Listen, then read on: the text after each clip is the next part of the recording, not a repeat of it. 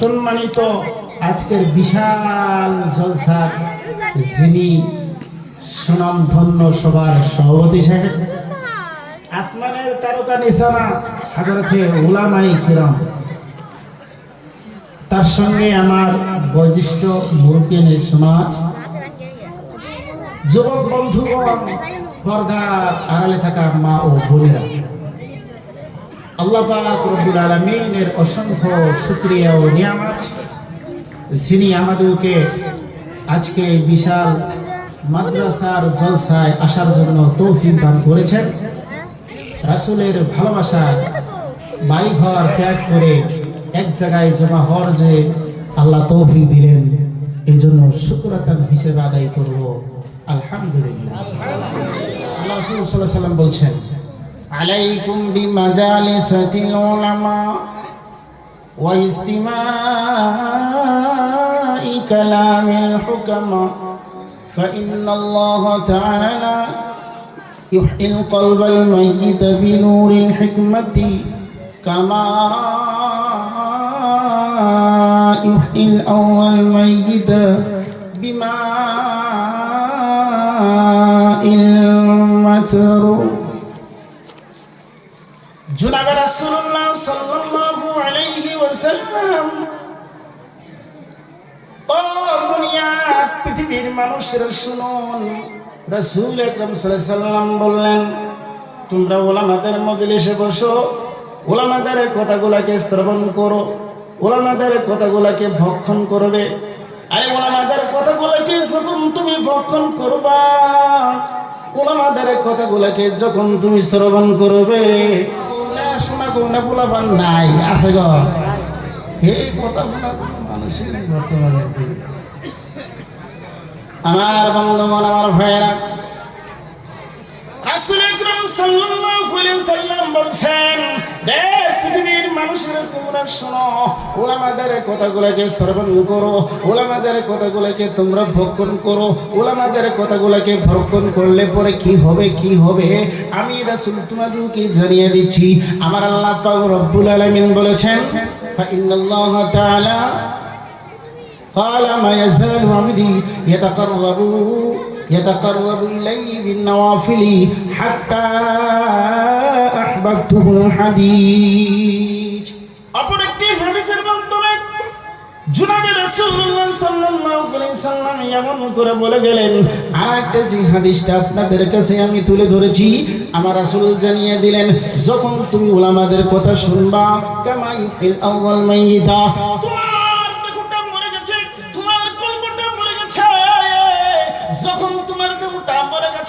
যখন তোমার কলবটা মরে গেছে, এই কোরআনের কাছে তুমি চলে আসবে। কোরআন তোমার পছন্দ হবে না, হাদিস তুমি শুনতে আসবা, হাদিসের কথা তোমার গ্রহণ লাগবে না, হাদিসের কথা তোমার ভালো লাগবে না। দোয়া তো যখন তুমি করতে যাবা, দুইটা চোখ দিয়ে পানি আসবে না, বেদনা তোমার হবে না, হবে না। কেন হবে না, কেন হবে না? বলে তোমার দেহটা মরে গেছে, তোমার কলবটা মরে গেছে, তোমার কলবটা জাম হয়ে গেছে, তোমার কলবটা জঙ্গল হয়ে গেছে, যার কারণে যত কথাই আসবে তেল গলবে না। কথা কোন ঠিক না না? আর তখন কি আসবে তা কি জানেন? খালি আসবে এই কথাগুলাই আসবে যে দেখছি অমকের পোলাই এমন, তমকের পোলা ফল্লা, দগনার পোলা দগনা, আমার পোলা পাঁচ খুব ভালো। কথা বলে মানুষ খালি পড়ার গিবত। গিবতটা কার গাবো? মসজিদে নামাজ পড়ছে, নামাজ পড়ে বাড়াইছে, দেখছে দেখছে অমকের পোলা না এই গাড়ি, নামাজ পড়ে খালি বাড়ান লাগে। আর কত কত জায়গায় তো মসজিদের ভিতরে শুরু করে দেয়, জানি না আপনাদের এখানে মানে কিরম। তাহলে আমার বন্ধুগণ ভাবতেও হবে, ভাবতেও হবে। ওর কল্পটা হলো মরা, ওর কল্পটা কি মরা মরা। ওই জন্য ও বারবার করে খালি মানুষেরটা তালাশ করে। কারটা তালাশ করতেছে? মানুষেরটা খালি তালাশ করে, নিজের দিকে খেয়াল করে না, নিজের দিকে খেয়াল করে না। জনাবে রাসূলুল্লাহ সাল্লাল্লাহু আলাইহি ওয়াসাল্লাম বলে দিলেন, হে পৃথিবীর মানুষরা, যখন তুমি ওলামাদের কথাগুলোকে শুনবা, ওলামাদের কথাগুলোকে যখন তুমি ভক্ষণ করবা, ওই যে তুমি দেখতেছো আসমানের দিকে, ওই আসমানের দিকে তুমি লক্ষ্য করে দেখো, জমিনের দিকে তুমি লক্ষ্য করে দেখো, এই জমিটা এক সময় মরে যায়, মরে না জমি? কথা কন না কেন? জোরে করে বলেন, জমিন মরে না? মরে না যদি, তাহলে ফসল তো করেন না কেন? শুকিয়ে গেছে রে, শুকিয়ে গেছে, তাহলে কি করা লাগবে? কয় যে না, এটার মধ্যে আবাদ করা যাবে না। বলে তাহলে কি করা লাগবে? তাজা করা লাগবে। তাজা করবার গেলে কি করা লাগবে? পানি দেওয়া লাগবে। সুবহানাল্লাহ। তাজা করবার গেলে কি দেওয়া লাগবে? পানি দিতে হবে, তবেই সে ফসল হবে। যখন জমিনে পানি পায় তখন সে জিন্দা হয়। আপনারা আমাকে ফসল দেওয়ার জন্য বলেন না সুবহানাল্লাহ। আমার বন্ধুগণ, আমার ভাইরা, কামাইল আউয়াল মাইতা বিমাইল মাছার, এই জমিনটা মরেছে, জমিনটা যখন মরে গেল, এই জমিন কি আমার আল্লাহ পাক রব্বুল আলামিন জিন্দা করার কারণে, তাজা করার কারণে, মানুষের জন্য ফসল দেওয়ার জন্য আসমানে থেকে বৃষ্টি বর্ষিত করে। সুবহানাল্লাহ। আসমানে থেকে কি দেয়? বৃষ্টি দেয়। দেখেন, যেই বছর মেঘের গর্জন বেশি হবে, তার মানে ডাকাডাকি বেশি হবে, মনে করবেন যে এই বছর আল্লাহ পাক ক্ষেতের ভিতরে বরকত বেশি দেয়। সুবহানাল্লাহ করবেন না? বাড়তে যা করবেন নাকি? যে বছর মেঘের ডাকাডাকি বেশি পারবো, আঙ্গুর বাসা ডাকাডাকি বেশি, ওর আওয়াজ বেশি দেবো, একেবারে ঠাস ঠাস করে করতে যায়, তাহলে মনে করবেন যে এই বছর আল্লাহ পাক মানুষের উপরে রহম করবে। তার কারণ ওই গর্জনের ভিতরে আল্লাহ পাকের রহমত থাকে। রহমত মানে কি? সার। রহমত মানে কি থাকে? সার। সার, এই যে আমরা সার দিয়ে আবাদ করি না, তো আল্লাহ পাকের সার হইল সেই গর্জন। এই গর্জনের মাধ্যমে জমিনে, যে জমিন মরে গেছে গা, আবাদ হইতেছে না, ওই সার দিয়ে দেয়। আর যখন সার হয়, জিন্দা হয়ে জমিন আপনার জন্য কি করে? ফসল একদম সবচাইতে ভালো হয়ে যায়। আমার বন্ধুগণ, আমার ভাইরা, জমিনটা যেমন মরে যায়, পানি দিয়ে আমার আল্লাহ পাক রব্বুল আলামিন জমিনটাকে জিন্দা করবে। তেমনি রে আমার কলবটা মরে গেছে, আমার দেহটা মরে গেছে, আমার অন্তরটা মরে গেছে। ওলামারা যখন কথা বলবে, ওলামারা যখন কথা রাখে, ওই কথাগুলো যখন আমরা শুনবো, সেটাকে যখন আমরা মানবো, ওর মধ্যে যখন আমরা আমল করব, আমার আল্লাহ যেমন মুর্দা জমিনটাকে জিন্দা করে দেয়, ওলামার কথা শোনার পরে রে আমার তোমার কলব আল্লাহ জিন্দা করে দেয়। এত সুন্দর কথা শোনার পর তো সুবহানাল্লাহ কইলেন না, ভুলে গেছেন গা? বর্তমানে মোবাইলে মানুষের বুবা বানানো দিছে গো। মোবাইলে কি বানাইছে? বুবা। সিয়ারা কোন আর পুরা গেদা কোন আর গেদি কোন, কারোর সাথে পেশাল নাই, খালি মোবাইল, খালি মোবাইল। কথা বলে ঠিক নেবে? ঠিক। হ্যাঁ, আবার ফিরে দেখবেন জন্ম হওয়ার পরে বাচ্চা 2 বছর 1 বছর হয় না, মোবাইল ছাড়া বুঝেই না, মোবাইল ছাড়া বুঝেই না। কে এত পাগল কে মোবাইলের জন্য? তার কারণ হলো ওই বাচ্চাটা যখন পেটে ছিল, কোথায় ছিল বাবা? পেটে ছিল, মায়ে তখন ফুর্তিতে মোবাইল খুব দেখতো, মোবাইলের নেশা ছিল, খুব নেশা আছে। শুয়ে থাকছে, কাম নাই জারি নাই, বাস মোবাইল দেখছে। ওই যেটা জন্মর পরে দেখবেন, আর কোনো কথা নাই, আর কিছু দেন বা না দেন, খাওয়া পাক বা না খাও, তারপরে আপনি মোবাইলটা রেখে দেবেন, দেখবেন বাচ্চা বাচ্চি চুপ হয়ে গেছে। কথা ঠিক না নাই? আমার বন্ধুগণ, আর একটা কথা আছে, আর একটা কথা আছে, বাপে কোলে নাই চুপ হয় না, অপর মেয়ে কোলে নাই চুপ হয় না, কিন্তু মায়ের হাত লাগার সাথে সাথে বাচ্চা কেন চুপ হয়ে যায়? এনে রহস্য নাই? কথা কন না কেন? কথাটা বলবো, বলেন। কারা কারা শুনবেন দেখি? আলহামদুলিল্লাহ, আলহামদুলিল্লাহ, খুব ভালো লাগতেছে, আপনাদের খুব মজা এসে গেছে, জজবা আছে আপনাদের শোনার জন্য। আমার বন্ধুগণ, আমার ভাইয়েরা, বাবা হইল চার, মার হইল চার, এই চার চারে আটটা দিয়া আমার আল্লাহ আপনাকে আর আমাকে বানিয়েছে। জোরে বলেন না সুবহানাল্লাহ। আমার বন্ধুগণ আর ভাইয়েরা, বাবার চার, মায়ের চার, কিন্তু বাবা কোলে নেয়, চুপ হতে চায় না, খালি মা মা মা মা করে। এবার বন্ধুগণ মায়ে যখন নিচে আর কোনো কান্দাকাটি নাই, কোলে ওঠার সাথে সাথে একদম চুপ হয়ে যায়, আবার ফিরে ঘরের সাথে ঘর মিলিয়ে দেয়। ও বাবা, বাবা মায়ে মিলেই তো আমি আপনি জন্ম নিয়েছি, কিন্তু বাবার কাছে চুপ হইল না, মায়ের কাছে কেন চুপ হইল? এর মাধ্যমে বন্ধুরা চারটা রহস্য রয়ে গেছে। এক নম্বর রহস্য, ওই যে মা জননী আছে রে, মায়ের চামড়া। কার চামড়া? কথা বল না কেন? মায়ের চামড়া আর ছেলের চামড়া, সন্তানের চামড়া, এই দুইটাকে আল্লাহ এক করে বানিয়ে দিয়েছে। সূরা বলেন না সুবহানাল্লাহ। মায়ের হলো রক্ত, মায়ের কি? মায়ের হলো রক্ত, আর হলো ছেলের রক্ত বা মেয়ের রক্ত, এই দুইটা হলো তার সাথে জয়ান। আমার বন্ধুগণ, আমার ভাইরা, এবার আরো চলে আসুন। মায়ের হলো রক্ত, সুবহানাল্লাহ কোন? মায়ের হলো কি? রক। মায়ের হলো রক আর বাচ্চার হলো রক, এই দুইটা আছে জয়ান, এই দুইটা আছে জয়ান। যার কারণে আমার বন্ধুগণ, কেউ যদি কোলে নেয়, সন্তানের মুখ কান্দা বন্ধ করতে পারে না। ফুফু এসে কোলে নিল, সন্তানের কান্দা বন্ধ হয় না। চাচি এসে কোলে নিল, সন্তানের কান্দা বন্ধ হয় না।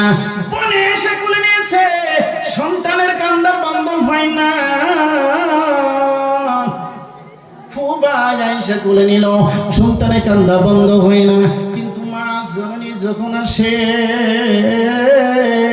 সঙ্গে সঙ্গে চুপ হয়ে যায়। মাঝে এত কালা, মাঝে দেখতে ভালো লাগে না, মাকে যে দেখতে অত মজা নাই, মার চেহারা অত ভালো না গো।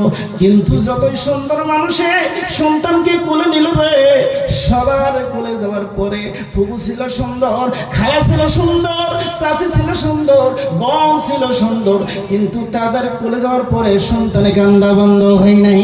মা জননী যে একটি কালা মানুষ, মাকে যে দেখতে ভালো দেখা যায় না, তবে ওই মার হাত যখন সন্তানের কাছে পড়ে যায়, তখন সন্তানের কান্দা বন্ধ হয়। একবার আস্তে করে বলা যাবে কি সুবহানাল্লাহ। আমার বন্ধুগণ, আমার ভাইয়েরা, এরপরে আরেকটা হইল, তার নাম হলো মগজ। সুবহানাল্লাহ। একটা নাম কি? মগজ। আমার বন্ধুগণ, আমার ভাইয়েরা, এই চারটা দিয়ে আমার আল্লাহ পাক রব্বুল আলামিন মায়ের সাথে সন্তানের সাথে জন করে দিয়েছে। যার কারণে কত মানুষে কোলে নেয়, কান্দা বন্ধ হয় না। কিন্তু মা জননী কোলে নেওয়ার পরে কোনো কান্দা থাকে না। আমার বন্ধুগণ, আমার ভাইয়েরা, ও দুষ্টগণ, এই পৃথিবীর জমিনের মাধ্যমে অনেকেরই আজকে মা নাই রে, অনেকেরই আজকে বাবা নাই। অনেক বন্ধুরই বাবা আছে, মাও আছে, কিন্তু তারা বাবাকে যত্ন করে না, মাকে সম্মান করে না, মার কথাটাকে মানতে চায় না। অথচ আমার আল্লাহ রাব্বুল আলামিন বলেছেন,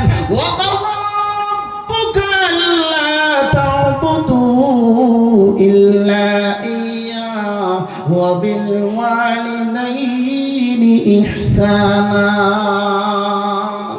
আমার বন্ধুগণ, আমার ভাইরা, আমার আল্লাহ পাক রব্বুল আলামিনের পক্ষ থেকে চূড়ান্ত ফয়সালা, চূড়ান্ত হুকুম, চূড়ান্ত নির্দেশ, চূড়ান্ত আমার আল্লাহ ফয়সালা করে দিল। পৃথিবীর মানুষ যারা বেঁচে আছো, শোনো, এ যুবক ছেলেরা, এ যুবক ছেলেরা, নওজোয়ান ছেলেরা, শুনে রাখো,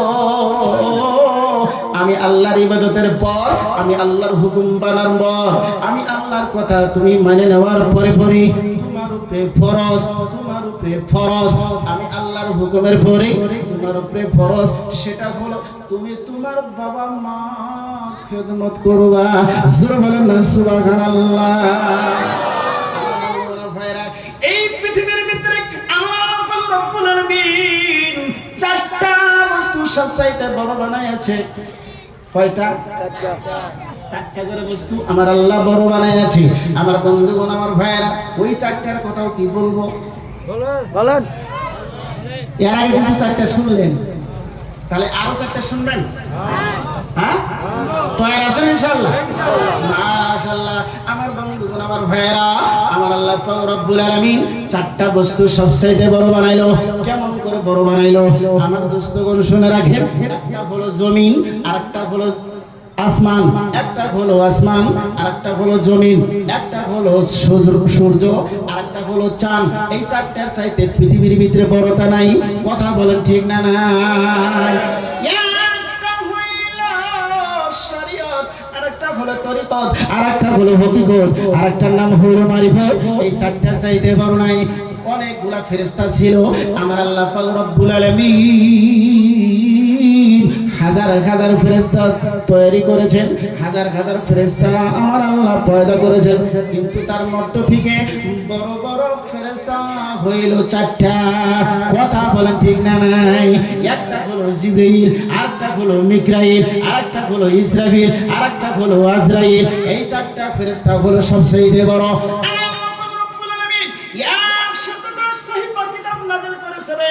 তার মধ্য থেকে মুসা আলাইহিস সালামের উপরে 50টা কিতাব। কয়টা কিতাব? 50টা। এমন করে অন্যান্য নবীদের উপরে আরো অন্যান্য কিতাব দান করেছিলেন। তার মধ্য থেকে সবচাইতে বড় কিতাব হইল 4টা। কয়টা কিতাব বড়? 4টা কিতাব বড়। একটা হলো তৌরাত, আরেকটা হলো ইনজিল, আরেকটা হলো জবর, আরেকটার নাম হলো কোরআন। আরেকটার নাম জানি কি? জানি না। কোরআন। ও, আরেকটার নাম কোরআন। মাশাআল্লাহ। দেখলাম আপনাদের কিছু মুখস্থ আছে। হ্যাঁ, আছে আছে, কিছু মুখস্থ আছে। আমার বন্ধুগণ, আমার ভাইয়েরা, ও মুসলমান, আমার আল্লাহ পাক রব্বুল আলামিন এমন করে অনেক সাহাবা পয়দা করেছেন। নবীজির আমার সাহাবা ছিল, ওই সাহাবাদের মধ্য থেকে বড় বড় সাহাবা হলো 4টা। কয়টা? জোরে বলুন, কয়টা? 4টা রে আমার বন্ধুগণ। একটা হলো আবু বকর, আরেকটা হলো ওমর, আরেকটা হলো উসমান, আরেকটা নাম হলো আলী। রাসূলুল্লাহ সাল্লাল্লাহু আলাইহি সাল্লামের সাথে বর্তমান যে মদিনার বুকে শুয়ে আছে, ওখানে 2টা সাহাবা, একটা হলো আবু বকর, আরেকটা হলো ওমর। আমার তোমার নবীর পাশে তারা ঘুম এসেছে। জোরে বলা যাবে কি সুবহানাল্লাহ? আমার বন্ধুগণ, জান্নাতুল বাকির মাধ্যমে হযরত উসমান রাদিয়াল্লাহু তাআলা আনহু শুয়ে আছেন। জান্নাতুল বাকির মাধ্যমে আমার তোমার নবীর বেটা ইব্রাহিম আলাইহিস সালাম শুয়ে আছেন। জান্নাতুল বাকির মাধ্যমে হযরত জাফর বিন সাদিক রাহমাতুল্লাহ আলাইহি শুয়ে আছেন।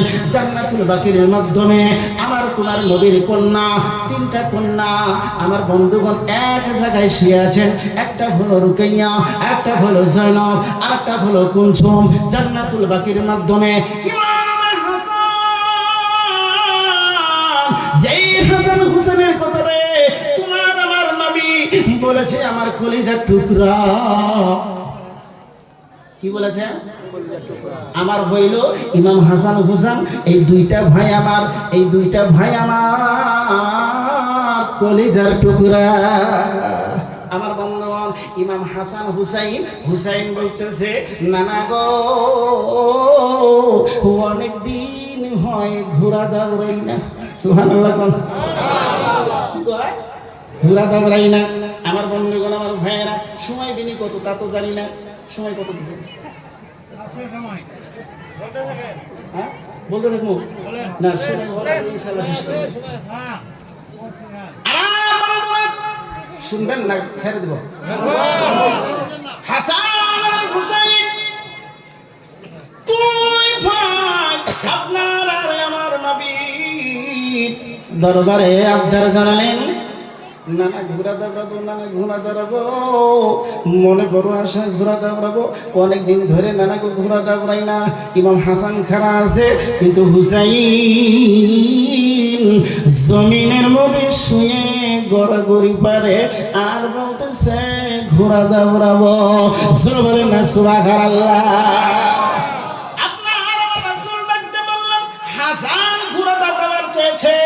এত সাওয়াটা দেখা যায় ঠিক আছে, এ চাইছে ঠিকই খাড়া আছে, কিন্তু হুসাইন যে ঘোড়া দাবড়াতে চায় গড়াগড়ি কেন রসনাই এমনি ওর গোল করো না বুকে কথা বলে কেন ঠিক না নাকি? এমনি হাসান কয়া তো খাড়া আছে, তুই আবার কয়া হেরাছে জমিনের ভিতরে গড়াগড়ি শুরু করলি। এ হাসান এটা আবার কি? না না না না না না গো ঘোড়া দাবড়াবো। বলে হয় নাকি? বলে হ। বলে চলে আয় ঘোড়া দাবড়া। ঘরের ভিতরে ঢুকে গেলেন, জোরে বলেন সুবহানাল্লাহ। ইমাম হুসাইনের মাধ্যমে যত মারিফতি কথা ছিল বন্ধুগণ, ভিতরের কথার ছিল আমার বন্ধুরা অত ভিতরেতে কথা বাকি গুনার মাধ্যমে ছিল না। হযরত আলীর মধ্যে যত মারিফতি কথা ছিলেন, ভিতরে কথা ছিলেন, কথার মাধ্যমে যত রহস্য ছিল অন্য সাহাবাদের মধ্যে তত ছিল না। এক সময় হযরত আলী আর ওমর রাদিয়াল্লাহু তাআলা আনহু দুইজনে এক জায়গায় বসে আছে। একজনে আয়েশা বিচার দিল, একটা মেয়ে কেরা বিচার দিল, একজন মেয়ে এসে বিচার দিয়েছে, ওমর রে আমার স্বামী বড় নেককার। আমার স্বামী কি? আমার স্বামী বড় নেককার, সারাটা রাত ভর তাহাজ্জুদ পড়ে, সারাটা দিন রোজা রাখে, এমন স্বামী অনেকের কম আছে। এই কথা কয়েই চলছে। এবার হযরত ওমর বলতেছে, ঠিক আছে বুড়িয়ে কথা বলছো, বাহ, মক্কা মদিনার মাধ্যমে এত সুন্দর তারিফ করনেওয়ালা স্বামীর পক্ষে আজ অবধি তো কোনো মেয়েকে পাইলাম না যে স্বামীর তারিফ করে। যেমন আমাদের দেশে শতকরা ৯৯ জনেই স্বামীর প্রশংসা করে, তাই না গো? হ্যাঁ করে না?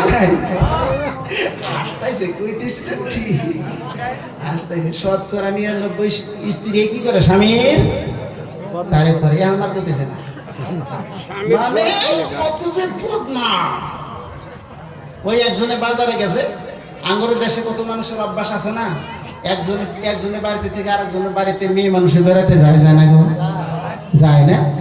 তো এখন এক বাড়ির মেয়ে আরেক বাড়িতে গেছে, যায় এটা দেখে ও মরিচ পিষে। আপনারা কি কোন তা জানি না, কি পিষে? মরিচ পিষতেছে। এখন যায় কয় বউ কি করতে চাল? কয় মরিচ পিষতেছি। কয় ভাই কি নিয়ে আইছে বাজারের থেকে? কয় আর কোশ না লাগবো, আর কোশ না, তোর ভাই বাজারের থেকে কিছুই আনে নাই। কি কয়? বাজারের থেকে কিছুই আনে নাই। এবার ওই বোনটা আবার কয় ভাই ও বউ তোর তাও কপাল কত ভালো, তগবাড়ির ভাই তাও বাজারের থেকে কিছুই আনে নাই, আর আঙ্গর বাড়ির দেহ বাজারের থেকে তাও আনে না। ওরা তো কিছুই না। আর এটা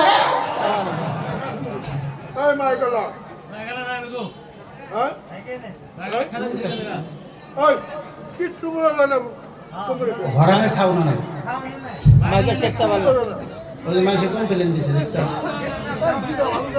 হরানের সাউন্ড, হরানের সাউন্ড এটা ঠিকই আছে আলহামদুলিল্লাহ। বক্সের সাউন্ড ঠিক আছে। লা ইলাহা ইল্লাল্লাহ, লা ইলাহা ইল্লাল্লাহ। মেয়েটা যখন ওমরের কাছে স্বামীর তারিফ করলেন, স্বামীর প্রশংসা করেছে, যখন স্বামীর প্রশংসা করলো, এবার ওমর বলল, বাহ, তুমি তো বড় ভাগ্যবতী মেয়ে, তোমার স্বামী সারাটা রাত ভর তাহাজ্জুদে নামাজ পড়ে, আবার ফিরে কি করে বলে সারাদিন রোজা রাখে, বড় ভালো, বাহ, তোমার মতো তো মেয়ে আর কাউকে আমি পাইলাম না। মেয়েটা বিদায় নিছে, কয়েক হুজুর থাকেন, তাহলে আমি যাইতেছি। আলী আছিল ওই জায়গায় বসা, জুরগন্না সুবহানাল্লাহ। আলী করতেছে, ওমর রে, বলো কি কত ও স্বামীর তারিফ করবার আইছিল না বিচার দিবার আইছিল? কি কয় কত স্বামীর তারিফ করতে আসছিল না বিচার দিতে আসছিল? সাউন্ড মিলাবো বা ঝনঝন করতেছে, খালি ঝনঝন করতেছে, সাউন্ড মিলাবো। বলো তো, ও স্বামীর তারিফ করতে আসছিল না বলে বিচার দিতে আসছিল? হয়তো তোমার ও তো তারিফ করতে আসছিল। না না না না না ওমরে, ওই মেয়েটা স্বামীর তারিফ করতে করে নাই। বলে তারিফ কি? বলে শোনো, সারাটা রাত ভর স্বামী তাহাজ্জুদ নামাজ পড়ে, সারাটা দিন রোজা রাখে, ওর যে হক আছে ওই হক পাই না। কথা বলেন ঠিক না?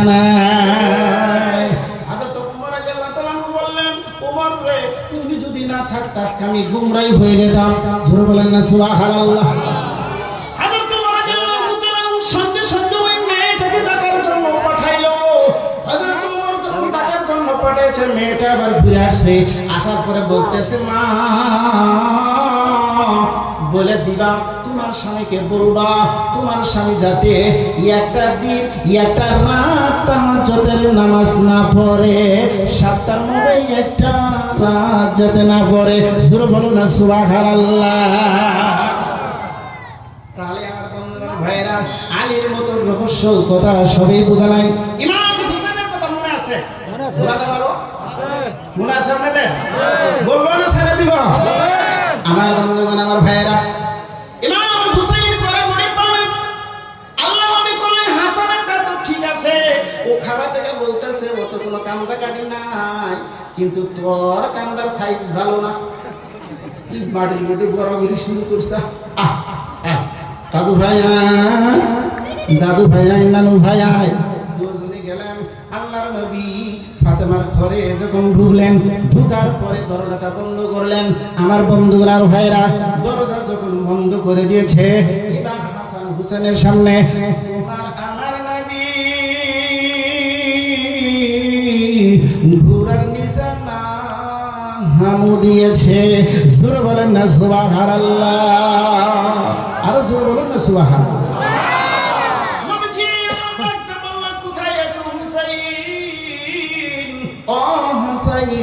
ঘোড়া তোমরা কোথায় যাবা তালাশ করতে? আমি নিজেই তোমাদের জন্য ঘোড়া হয়ে যাই। বলো তো, এই ঘোড়াটা দাবড়া দেখো তো কেমন আরাম লাগে, এই ঘোড়ার উপরে সওয়ার হয়ে দেখো তো কেমন স্বাদ লাগে, এই ঘোড়াটা দাবড়ায় দেখো তো কেমন মজা আসে।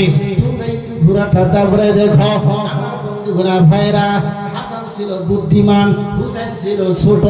হুসাইন রাদিয়াল্লাহু তাআলা আনহু যখন নাকি ঘোড়া দেখলেন, আমার বন্ধুরা ভাইরা, না না না কে ওর দিকে খেয়াল নাই, লাফ দিয়ে যায় রাসূলের ঘাড়ে বসলেন।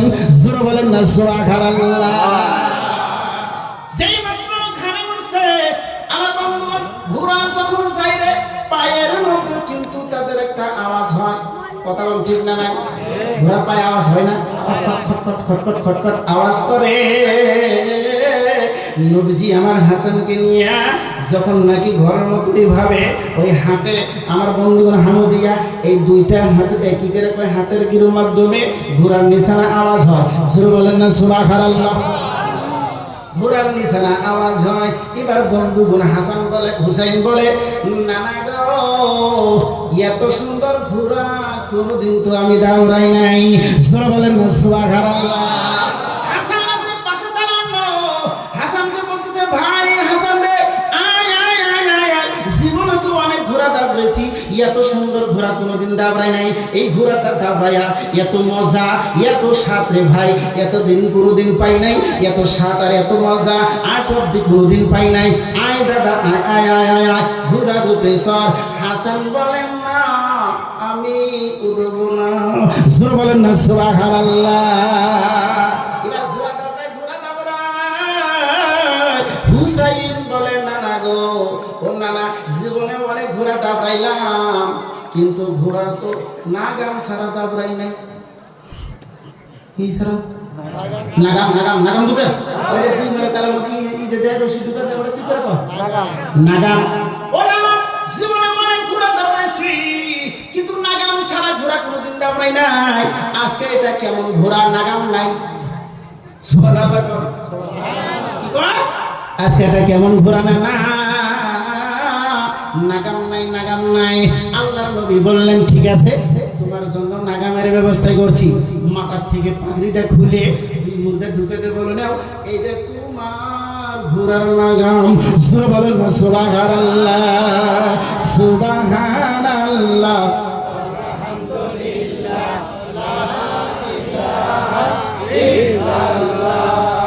সুবহানাল্লাহ আলহামদুলিল্লাহ ওয়ালা ইলাহা ইল্লাল্লাহ।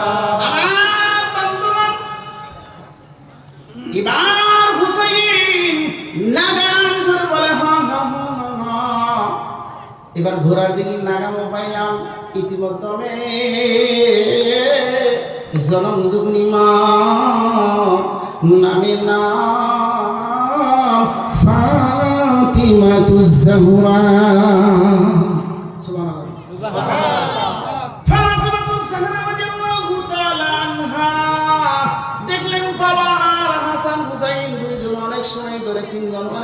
ঘরে ঢুকছে, দরজা লাগাই দিয়েছে, দেখি এবার কি করে। আর বুঝতে করে চলে গেছে। যাওয়ার পরে আমার বন্ধুগণ দরজা খুলে দেখে হাসান দাঁড়ানো, কিন্তু হুসাইন বাবার কান্দের উপরে ওইটা বাবাকে ঘোরা দাওরা কি দাওরা ঘোরা দাওড়ায় ঘোরা দাওড়ায়। ইমাম হুসাইনকে যেই মাত্র এমন অবস্থা দেখলেন, ফাতেমার রাগ উঠে গেল। আমার রাসূল ঘেমে গেছে, হরান হয়ে গেছে, কিন্তু ঘোরা দাওড়ার থেকে বন্ধ হয় নাই। ফাতেমাতুজ জাহরা হুসাইনের গালে একটা থাপড় দিল। কি করেছেন? থাপড় দিল। রে বাবা, তোর নানার কাঁদে তুই ওইটা এমন ভাবে কষ্ট দিয়েছিস। না না না না না না। বন্ধুগণ ভাইরা হাসানকেও থাপড় দিলেন। যখন নাকি থাপড় দিয়েছে, থাপড় খাওয়ার পর দুই ভাই কাঁদতে কাঁদতে রওনা দিয়েছেন। দুই ভাই যখন কাঁদতে কাঁদতে যায়, আল্লাহর নবী ফাতেমাকে ডাকতে বলছে, বেটি রে তুমি এটা কাকে থাপড় দিলা? জোরে বলা যাবে কি সুবহানাল্লাহ? নবীজি আমার দুইটা চোখের পানি সারিয়া দিয়েছে রে। ফাতেমা যখন ইমাম হাসান হুসাইনকে মারি দিয়েছে, রাসূল আমার দুইটা চোখের পানি ছেড়ে দিয়ে বলছে, মা তুমি এটা কাকে থাপড় দিলা? হযরত ফাতেমাতুজ জাহরা রাদিয়াল্লাহু তাআলা বলতেছে, বাবা গো, এই এমন বেয়াদব ছেলে কোথায়ও দেখি নাই। এই বেয়াদবি করার কারণে তুই আমার দুইটা সন্তানকে মার দিয়েছি। নবীজি আমার ডাকতে বলেন, মা তুমি কি আমার কলিজা দেখেছো? তুমি কি আমার কলিজা দেখেছো? ফাতেমা বলে, বাবা গো, এই দুনিয়া থেকে তোমার কলিজায় আমি কেমন করে দেখব গো বাবা? এই দুনিয়া থেকে তোমার কলিজাটা আমি কেমন করে দেখব? এটা তো দেখার কোনোদিন সম্ভব নাই।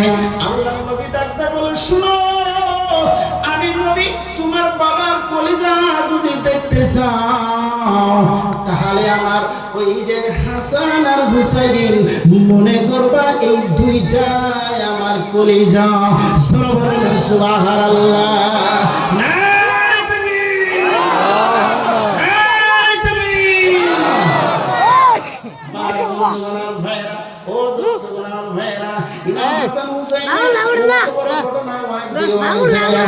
আমি ওদিকে যাইতে চাই না রে আমার বন্ধুগণ। সেই হাসান রাদিয়াল্লাহু তাআলা আনহু জান্নাতুল বাকির মধ্যে শুয়ে আছে। জোরে বলেন না সুবহানাল্লাহ। মা হালিমাতুস সাবিয়া, যিনি ছিলেন আল্লাহ রাসূলের মা, যিনি ছিলেন আল্লাহ রাসূলের দুধ মা, যেই মা হালিমা, বন্ধুগণ আমার ভাইরা, সেই ঘরের থেকে মা হালিমা কিনে নিয়ে গিয়েছিলেন, আল্লাহর নবীকে কিনে নিয়ে গেল। আমার বন্ধুগণ ভাইরা, ওই ঘরটা বর্তমানে কিতাবখানা রাইখা দিয়েছে, কুতুবখানা রাইখা দিয়েছে। আমাকে আমার আল্লাহ দেখে আসার তৌফিক দান করলো। জোরে বলেন না সুবহানাল্লাহ। আমার যেই জায়গার মাধ্যমে তোমার রাসূলের কাছে যে সমস্ত বেঈমানেরা, যেই সমস্ত কাফেরেরা বলেছিল চন্দ্রকে তুমি টুকরা করে দাও, কি টুকরা করে দাও? এই জোরে বলেন, এই পিছনে বাবারা বলেন কি টুকরা করে দাও? চন্দ্রকে টুকরা করে দাও। আমার বন্ধুগণ ভাইরা আসবটি চিহ্ন রয়েছে। আমার বন্ধুগণ এই পাহাড়টা বলে একটু উঁচা, এই পাহাড়টা বলে মধ্যে একটু ডাউন। জোরে বলা যাবে কি সুবহানাল্লাহ, সুবহানাল্লাহ ওয়ালহামদুলিল্লাহ ওয়ালা